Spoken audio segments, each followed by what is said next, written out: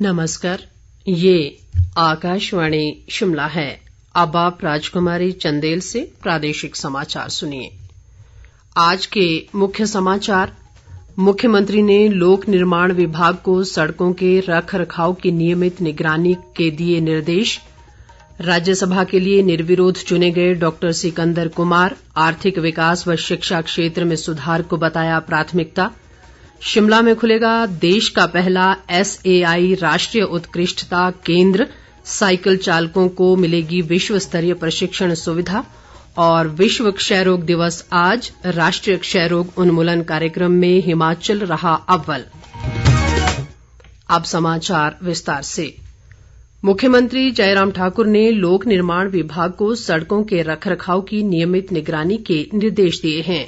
शिमला में आज विभाग की एक वर्चुअल बैठक की अध्यक्षता करते हुए उन्होंने प्रदेश में सड़कों की स्थिति पर चिंता जताई और अधिकारियों को नियमित रूप से फील्ड का दौरा कर रखरखाव की प्रगति की समीक्षा करने को कहा। जयराम ठाकुर ने कहा कि सभी मुख्य अभियंता अपने अपने जोन में सड़कों के रखरखाव की लगातार निगरानी कर उच्च अधिकारियों को रिपोर्ट करें। उन्होंने सड़कों को प्रदेश की जीवन रेखाएं बताते हुए कहा कि सड़क निर्माण और इसका रखरखाव सरकार की सर्वोच्च प्राथमिकता है। भाजपा प्रत्याशी डॉक्टर सिकंदर कुमार राज्यसभा के लिए निर्विरोध चुने गए हैं। प्रदेश से राज्यसभा के लिए एक सीट पर 31 मार्च को चुनाव होना था, लेकिन आज नामांकन वापसी के अंतिम दिन डॉक्टर सिकंदर कुमार को निर्विरोध सांसद चुन लिया गया।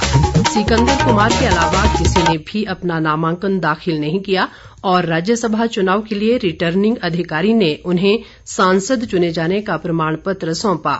सिकंदर कुमार ने इस नई जिम्मेदारी के लिए भाजपा हाईकमान और कांग्रेस का भी आभार जताया।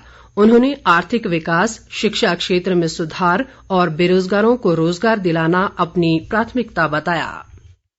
तो मेरी प्रायोरिटीज रहेगी विकास की गति है, उसको केंद्र की सहायता से कैसे आगे बढ़ाया जाए। प्रदेश के नेतृत्व के साथ बातचीत करते हुए माननीय मुख्यमंत्री जी के मार्गदर्शन में जो भी योजनाएं केंद्र से लानी होंगी उसमें मेरा प्रयास रहेगा। प्रदेश की आर्थिकी को कैसे मजबूत किया जाए, शिक्षा क्षेत्र में कैसे गुणात्मक सुधार लाए जाएं, खेल को कैसे बढ़ाया जाए, रोजगारों को कैसे और रोजगार के अवसर मिलें, ये सब मेरी जो है वो प्रायोरिटीज में रहेगा। इस दौरान मुख्यमंत्री जयराम ठाकुर ने सिकंदर कुमार को निर्विरोध चुने जाने पर बधाई दी और कहा कि शिक्षा के बाद वे राजनीतिक जीवन में भी प्रदेश की सेवा करेंगे।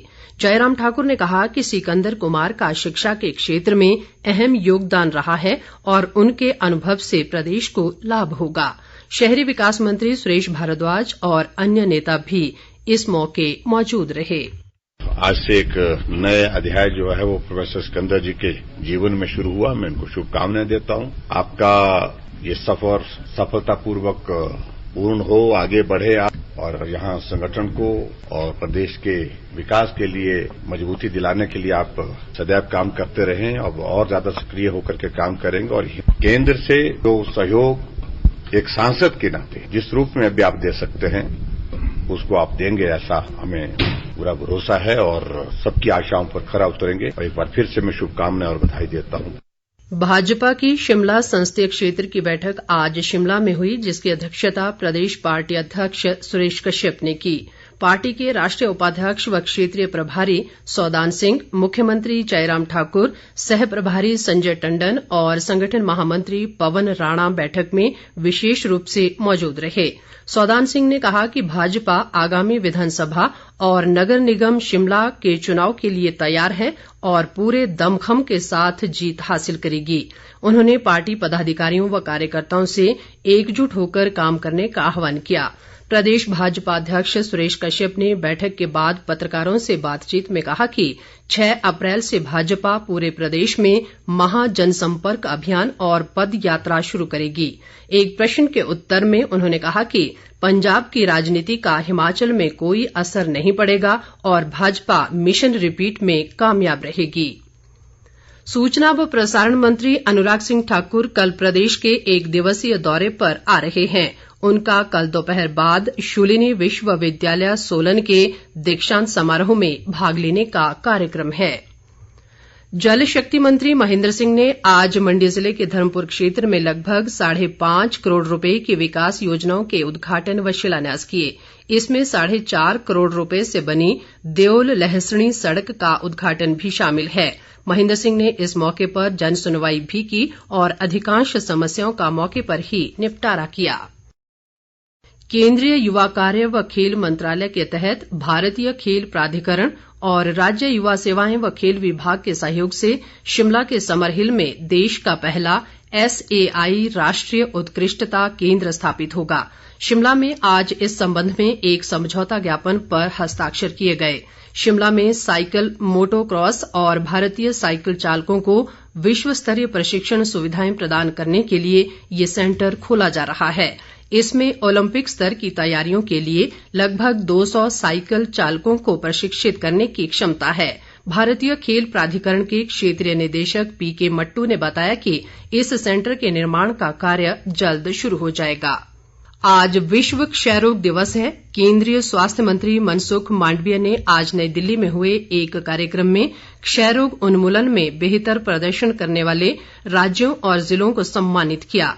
केंद्र सरकार के सेंट्रल TB डिवीजन द्वारा राष्ट्रीय क्षय रोग उन्मूलन कार्यक्रम के तहत करवाई गई राज्यों के कार्यक्रम संबंधी मध्यक्षेप की रैंकिंग में हिमाचल को देश भर में पहला स्थान हासिल हुआ है। ये पुरस्कार 50 लाख से अधिक आबादी वाले राज्यों की श्रेणी में प्रदान किया गया है। इसके अलावा हिमाचल के 8 जिलों को रजत पदक जबकि 3 जिलों को कांस्य पदक मिले हैं।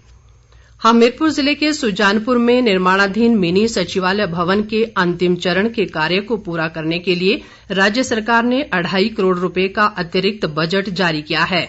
पूर्व मुख्यमंत्री प्रोफेसर प्रेम कुमार धूमल ने कहा कि उन्होंने इसके लिए सरकार से आग्रह किया था, जिस पर ये राशि जारी की गई है।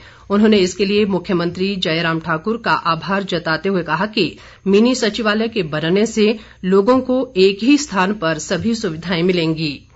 पत्र सूचना कार्यालय शिमला द्वारा हमीरपुर में आज मीडिया कर्मियों के लिए वार्तालाप कार्यक्रम का आयोजन किया गया। उपायुक्त देव श्वेता बनिक ने इसमें मुख्य अतिथि के रूप में शिरकत की, जबकि PIB के अतिरिक्त महानिदेशक राजेंद्र चौधरी विशेष रूप से मौजूद रहे। राजेंद्र चौधरी ने कहा कि सरकार व आम जनता के बीच मीडिया सेतु के रूप में कार्य करता है और केंद्र सरकार की योजनाओं को गांव-गांव तक पहुंचाने के लिए वार्तालाप कार्यक्रम आयोजित किए जा रहे हैं। प्रधानमंत्री नरेंद्र मोदी रविवार 27 मार्च को सुबह 11 बजे आकाशवाणी पर मन की बात कार्यक्रम में देश विदेश की जनता से अपने विचार साझा करेंगे। ये मासिक रेडियो कार्यक्रम की 87वीं कड़ी होगी।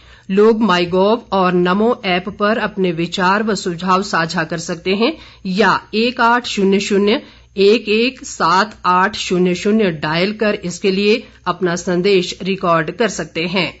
फोन लाइनें कल तक खुली रहेंगी। लोग 1922 पर मिस्ड कॉल भी दे सकते हैं और SMS से प्राप्त लिंक पर सीधे प्रधानमंत्री को अपने सुझाव दे सकते हैं। आकाशवाणी, दूरदर्शन समाचार, प्रधानमंत्री कार्यालय तथा सूचना और प्रसारण मंत्रालय के YouTube चैनलों पर भी मन की बात का सीधा प्रसारण होगा।